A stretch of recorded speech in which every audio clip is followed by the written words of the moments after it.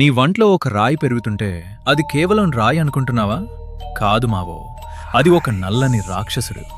Imagine చేయి, నీ kidney లోపలికి ఎవరో వందల కత్తి ముక్కలు పంపించి లోపల నుండి నీ మాంసాన్ని కొరికి కొరికి తింటుంటే ఆ నరకం ఎలా ఉంటుందో.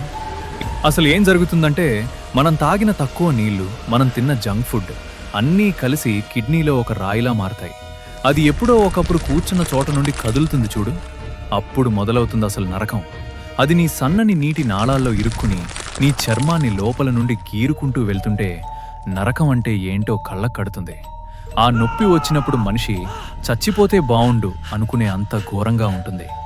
రక్తం రంగు మారుతుంది, నడుములో వందల సూదులు గుచ్చినట్టు నొప్పి.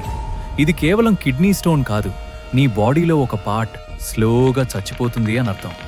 నీళ్లు తాగకుండా మీరు చేస్తున్న ఈ చిన్న తప్పు మీ కిడ్నీని ఒక స్టోన్ ఫ్యాక్టరీలా మార్చేస్తుంది. జాగ్రత్త, ఇప్పుడే వెళ్ళి ఒక గ్లాస్ నీళ్లు తాగండి. మీ ప్రాణం కంటే జంక్ ఫుడ్ ఎక్కువ కాదు. ఈ విషయాన్ని మీ ఫ్రెండ్స్కి షేర్ చేసి వాళ్ళని ఆ నరకం నుండి కాపాడండి.